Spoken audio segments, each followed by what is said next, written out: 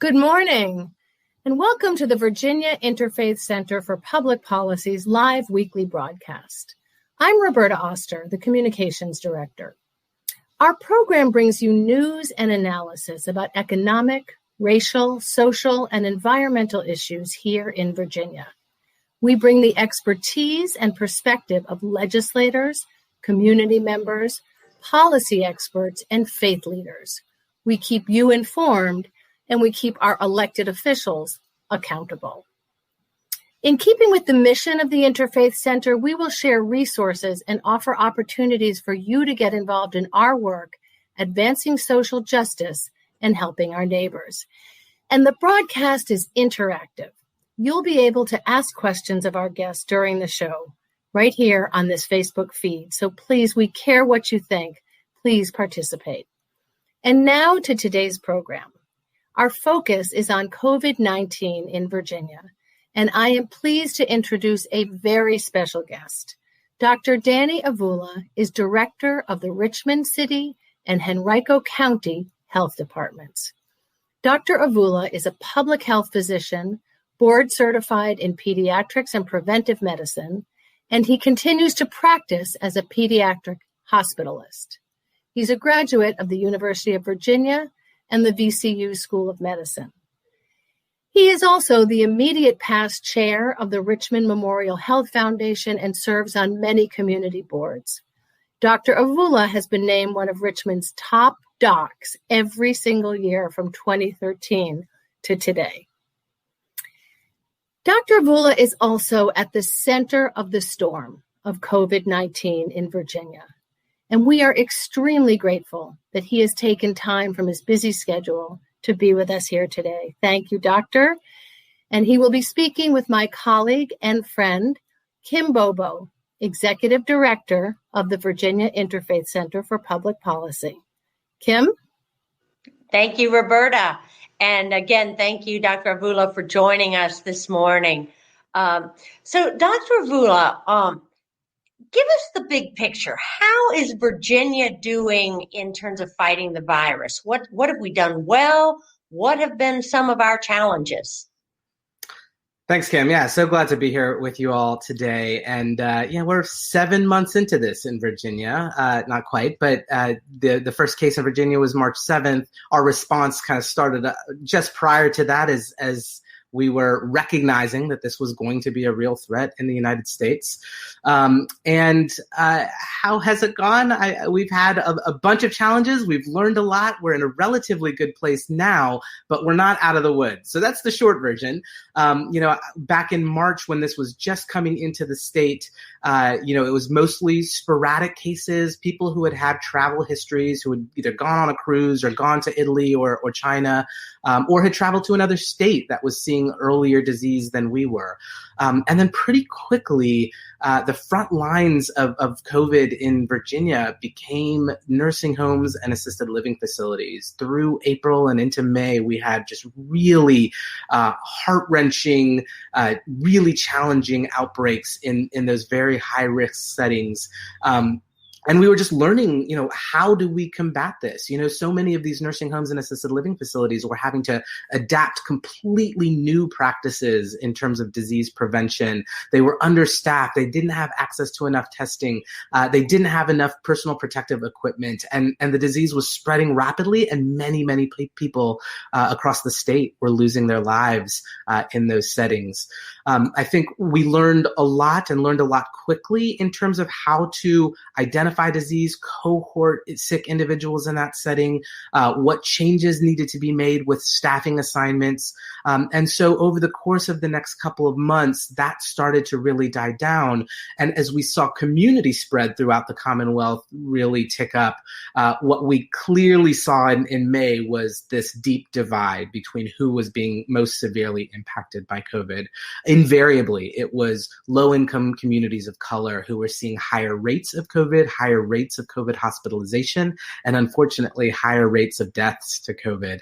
A lot of reasons for that, and we can talk more about that. But, where are we now? We have learned more about what this disease is, who it affects, how it's spread.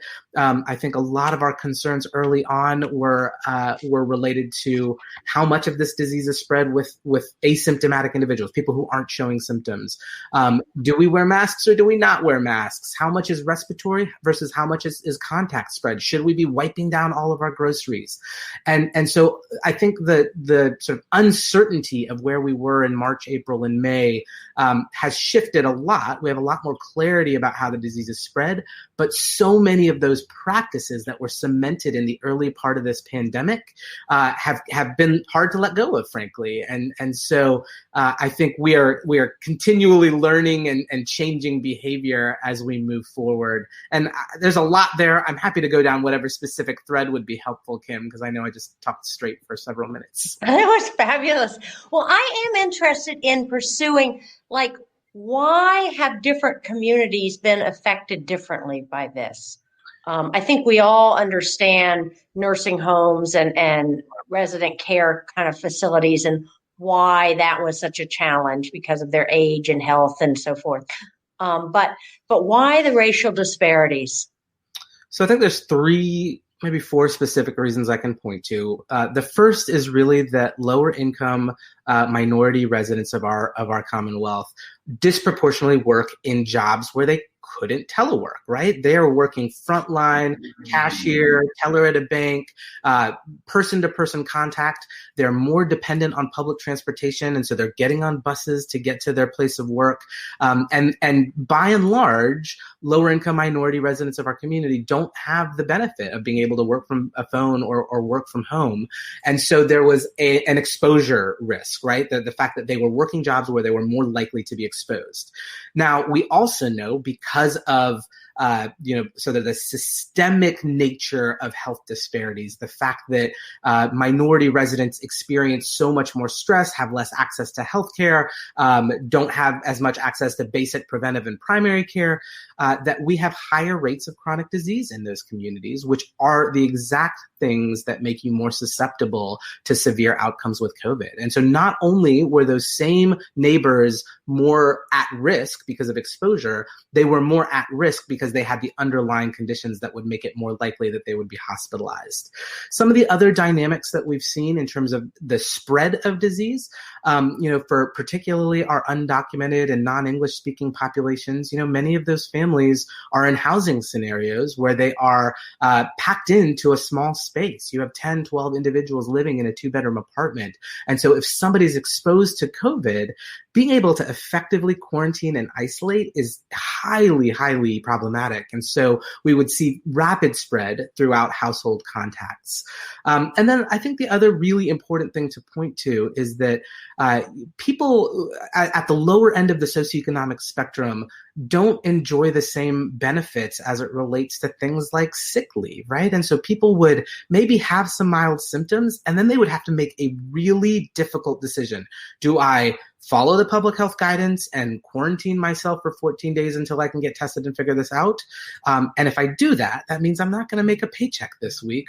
Or do I take the chance with these mild symptoms and go and try to put food on the table for my family? And people just, should not, in any normal circumstance, shouldn't be in that, have to make that decision.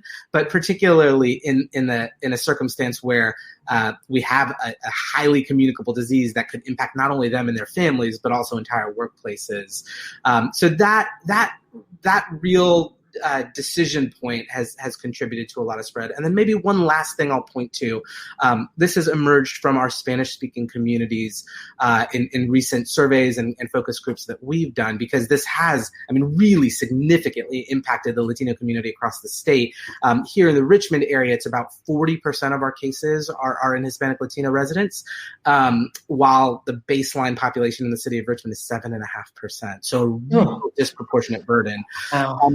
And what we anecdotally see is that the Latinx community just does not wear masks at the same rates that everybody else does. We know that masks are the most effective way to prevent the spread. And there's a few reasons for that. Some of it is availability, Not as much, though. I think part of it is I don't know how good a job we have done of providing the rationale for mask wearing in a linguistically and culturally appropriate way, in a way that people really understand. There are themes that have been described to us by our community health workers and our experts in Hispanic marketing around machismo, this idea that if I'm wearing a mask, I seem vulnerable and I don't want to do that. Or a sense of fatalism, if I'm going to get COVID, then God wills it so, and he'll protect me. And so I don't need to make big changes. So a few different themes that we're seeing in that particular segment of the community that have driven spread. Well, I want to follow up on two things that you said. One is so given the disparate impact of this disease, what are the different approaches that you and the health department are doing and health departments around the state are doing to really make a difference to try to address some of those disparities? Yeah. So back in April, when things were really skyrocketing, at least here in the Richmond area and really throughout the state in terms of the burden on the Hispanic community, we actually had the CDC deploy its first all Spanish-speaking team here to Virginia to work on the ground with us in Richmond and in Chesterfield County. And one of the things that they really helped us to see is that while we had enough folks who spoke Spanish in our call centers and our contact tracers, they were bilingual, but they weren't bicultural. And there's a big difference in the receptivity of many of our undocumented residents for somebody who understands that immigrant story and understands the inherent distrust that exists towards any kind of governmental intervention.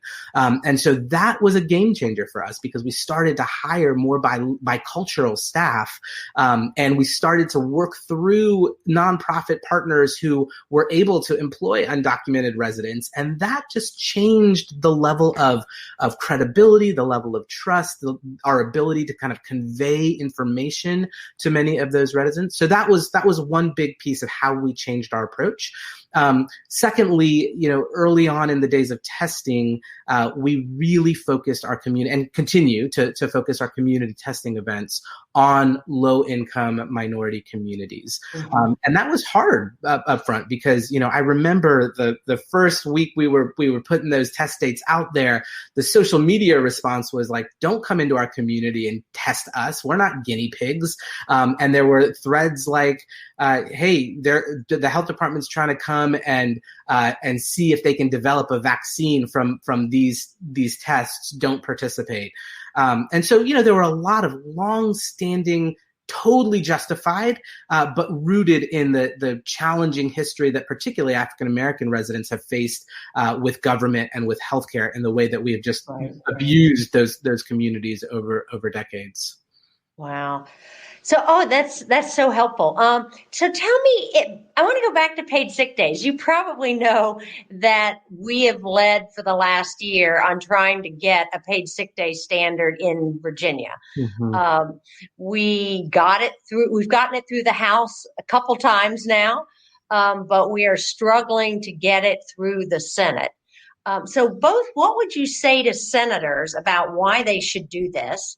And what would you say to listeners in terms of what they can do to try to get paid sick days in Virginia?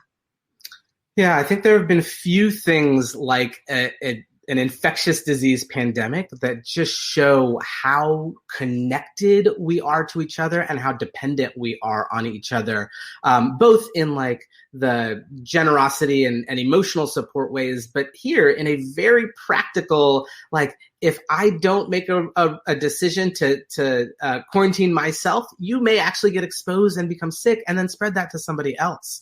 And so I think that, that experience, particularly in our lower income communities, brought to light the importance of benefits like paid sick leave, right? Like if people don't have a reliable option to provide income for their family, that puts them in a really difficult position. And so I think from the employer standpoint, we should should recognize that paid sick leave is not just about the individual and their health, which should be enough, but it's also about the health of their family, the health of any potential exposures in the workplace. And so there's a benefit really across the board for us to be more compassionate and more supportive in that way.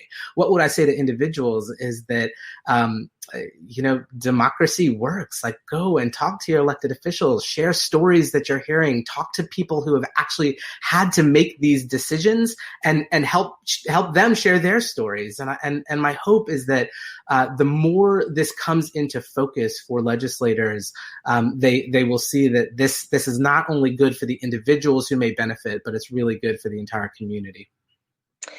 So you, I'm sure, know about Virginia's emergency temporary standard for workplaces in terms of health and safety. Mm-hmm. And we're now in the process of trying to make that a permanent standard. So I wanted to get your thoughts on, one, are the suggestions or actually the guidelines in that temporary standard, are they helpful? Are they being followed? Should we make it a permanent standard? What are your thoughts on that? Yeah, it's so hard to think about life outside of COVID right now. And so, obviously we've done a lot of support for workplaces around the DOLE standards in terms, and Kim, maybe it would be helpful to just for you to clarify what elements. Are we talking about disease reporting? Are we talking about required home isolation and reporting to the health department?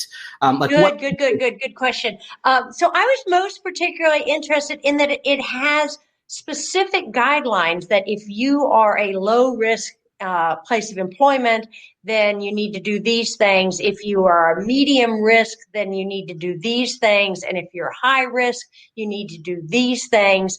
And have you seen that helps both employers and workers?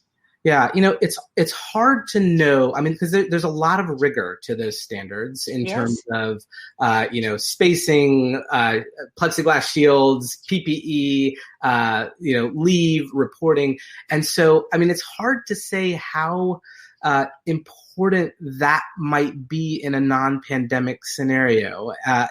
Clearly that's important in the context of COVID. I think it also will have benefits on other types of respiratory illnesses like the flu, which still is one of the top 10 reasons that people die in this country every year.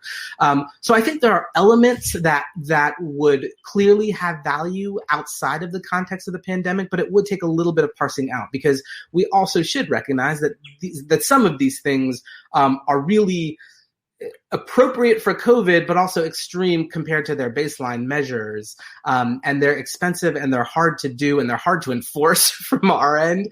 And so I'd have to sit with that and sort of think through which of these makes sense for the long term. I'm not sure that the entirety of the standard does, though.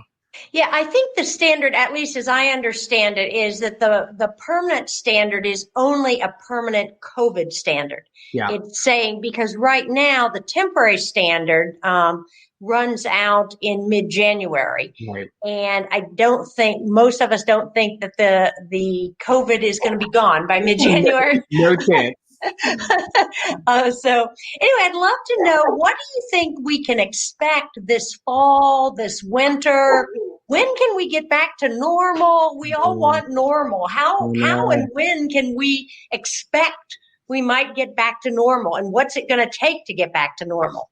Yeah. So, I think there is a shorter window where through the infectious disease lens, things return to normal. I think we have a much longer window in terms of the social and economic impacts, get back to normal. As I think about where we are, what the timeline for vaccination is, we're anticipating that some of the leading trials, the phase 3 trials around vaccine will wrap up in the beginning of November. Now, as I understand it, there are currently, hundreds of thousands of vaccines that are ready to be deployed as soon as phase 3 trials are completed and reviewed and shown to be safe and effective, and then the FDA does their review and confirms that. Now, if all of that happens, then we could have vaccine on the street really for priority populations. So for frontline healthcare workers, and then likely for residents of these congregate care, assisted living facilities, nursing homes, et cetera. That could come as soon as November. Now, it will take a while for the machine to ramp up enough until we have widespread availability of vaccine. It's likely to come out in 3 phases, one for the phase I just talked about, the second for other adults with underlying conditions, residents of other congregate care settings like jails and prisons, and then lastly, we'll be focused on the population at large. I really think we're not talking about that kind of coverage until next summer of 2021. And we also have the reality that people do not trust what's happening with the vaccine right now. The messaging, the confusion, the lack of leadership from the federal government has really just raised huge question marks for anybody about, is this vaccine safe? I mean, should we take it? And so I think we're going to have a longer period of time where we're having to, to both prove its safety and efficacy, and where people actually get comfortable enough to take the vaccine. The other way that we get out of this from an infectious disease perspective is by having enough people who have actually been impacted by the virus itself. And those numbers are actually really low right now. About a month and a half ago, VDH did a statewide survey, just an antibody survey to see what percentage of our population has actually been exposed to COVID. And that number for the state of Virginia was somewhere between 3 and 4%. Up in Northern Virginia, it was a little higher, about 4.5%. In our Hispanic communities, it was across the state, it was about 10%. But still, like a far cry from the 70 or so percent herd immunity that we would want. So I think we're going to see this, outbreaks of COVID for the next year or so. And then the second part of that, which is the social and the economic recovery, I think we're talking years, right? Like my wife is a kindergarten teacher in the city schools. She, I think she does an amazing job of trying to engage these kindergartners virtually, but we all know that it's not ideal, right? For kindergartners who need, any kindergartner needs a certain degree of adult parental support to try to sit in front of a screen for 6 hours. And I think that's particularly true in some of our families here in the city. And so the gap is widening from an educational standpoint. The gap is widening from an income and wealth building standpoint. And so it's going to take some massive policy decisions and reallocation of capital and resources to try to narrow that gap. So what are the best standards right now that everyone ought to be practicing around preventing the spread of this disease? Again, there was such confusion. Should we wear masks or not wear masks? And is 6 feet enough? Should it be 12 feet? And anyway, so I'd love your thoughts on what, based on what we know, are probably the best standards for right now. Yeah. So what we know is that this disease is primarily spread through respiratory contact. So if I'm infected with COVID and I'm talking and I'm coughing and sneezing, I'm ejecting respiratory particles into the air that hang out in the air for any period of time before they either dry out or flutter down to the ground. So mask wearing is actually incredibly important. It's not perfect. It doesn't block every respiratory particle, but when I have a face covering, it blocks the majority of those respiratory particles from being in the air where somebody else can then breathe them in and become infected. So mask wearing and distance. I mean, the other reason that we recommend that 6 feet of distance is because with 6 feet, you're going to minimize most risk of respiratory particles that you then may be able to inhale. So mask wearing, distance, monitoring yourself for symptoms. We were really concerned early on that a huge proportion of this disease was asymptomatic. I think we really just didn't understand what some of the other symptoms were. And so we called cases asymptomatic when we didn't recognize that nausea or a loss of taste and smell was a sign of COVID. And so I think the thinking on asymptomatic disease, while still true and present, particularly in younger kids, is less true in older adults. And so as we understand better, and now on the CDC, there's a full list of 11 symptoms, and we should be monitoring ourselves for those symptoms. And if we have any of those symptoms or any concern that we've been exposed, we should get tested. And we should exclude ourselves from group gatherings. So those are some of the key things. Hand washing is definitely helpful, but less than 5% of COVID transmission happens through contact. So we should still do it. It's going to limit flu transmission and other respiratory disease, but less important than we previously understood with COVID.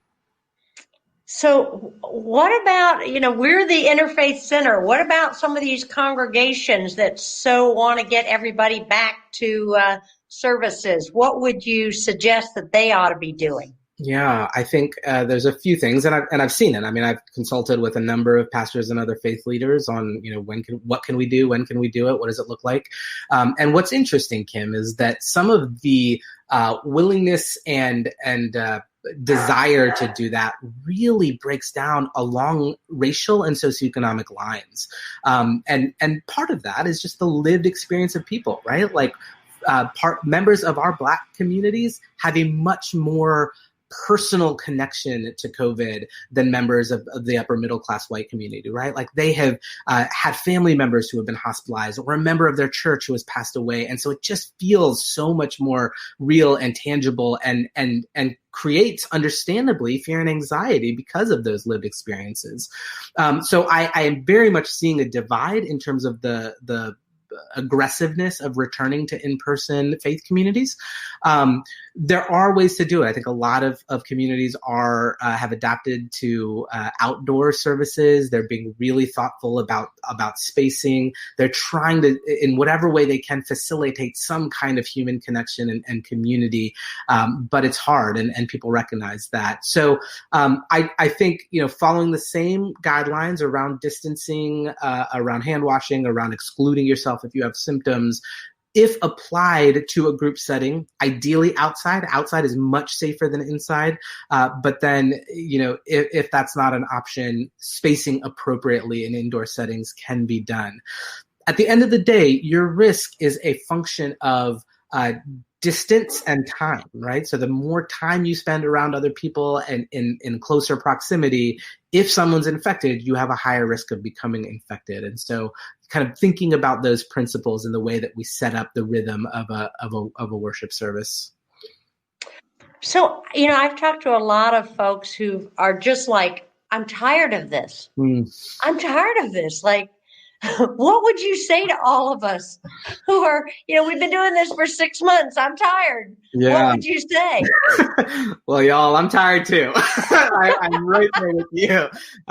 We've got 5 kids. We've been trying to figure out how to do this virtual life. We've been trying to be good about staying mostly quarantined.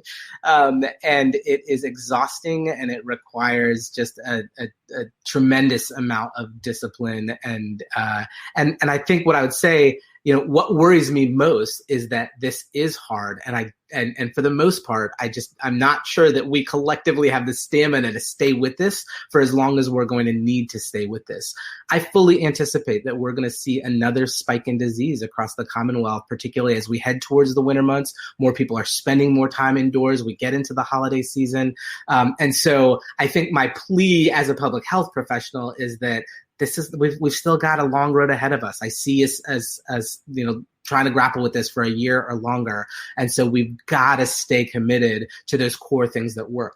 The other thing that I would say is I absolutely understand people's hesitation around vaccination. I understand the distrust of the federal government, and so many other things. I think part of our role as local public health and our Commonwealth is to start to provide good information so that people can start understanding, what is the vaccine trial process? Is this safe or is this not? What safeguards are put in place through the federal government surveillance systems? And then to make a more educated decision about whether you feel comfortable doing this or not. We can't compel anyone to do this, but we've got to make decisions that are made based in fact and not in fear or in personal experience. And so that would be my other plea, for us to really grapple with this based on good information. Well, I have just two more questions, and then we're going to probably have to bring this to a close. This has been so helpful, though. When we think about, okay, if we're going to have to survive for another 6 months or a year or whatever, what are the policies that Virginia could do to really help families survive? Um, People are getting evicted, they don't have food. What are some of the broader, the social indicators of health, right? What are some of these things that we as a state, as a Commonwealth, need to try to address so that people can get through this? Yeah, I think three things come to mind. One, you mentioned the eviction crisis. Like, we just need to take housing stability off the table right now, right? Like, we've got to find whatever financial answer there is to keep people stably housed. Because once you remove that, everything unravels. Second, like, income is so important, right? People need food. They need to survive. And so we've got to figure out how to route as many of these emergency funds to families on the ground as possible, and to try to just remove the stress of trying to figure out this life without the resources to do it. And then third, I worry a lot about the school gap. And there's a part of me that absolutely understands both teacher and parent hesitation about returning to in-school.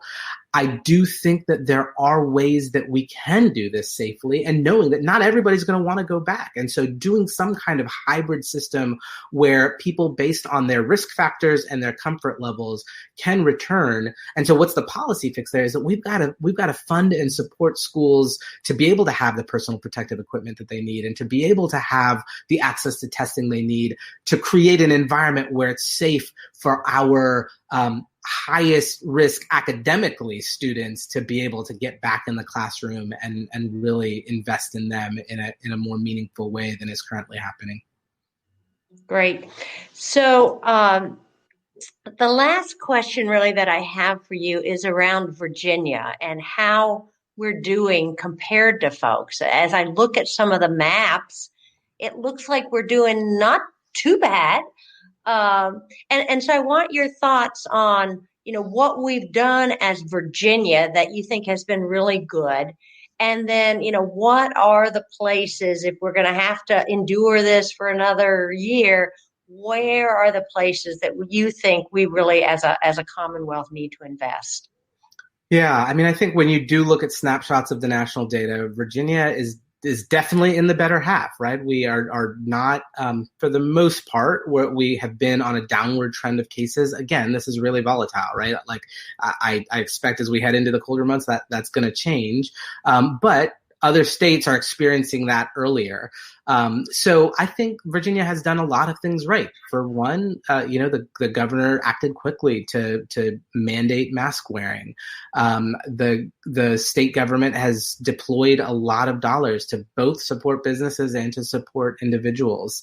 I think the Dolly regs, and even though it's really hard and it's been hard to, like, the health department does a lot of the enforcement around mask wearing, and we're pulling permits on restaurants who aren't compliant, and we're issuing notices. The fact that we even have a legal infrastructure to be able to pursue has been an important part of this. And it would have been helpful for that to happen sooner with more resource. But it's there, and it's contributed to our success. I think the fact that we have a state integrated local public health system, the fact that all of us health directors and health departments across the state belong to the same agency, we're talking multiple times a week. The central health department has done a great job of information sharing to the local districts, and then providing resources to do testing. And now we're setting up mass flu vaccination and preparing for mass COVID vaccination. So I think the coordination and integration of that response across the state has been a real strength. That's great. That's great. Well, as we go forward, I hope we can call on you we want you to testify in favor of paid sick days for sure.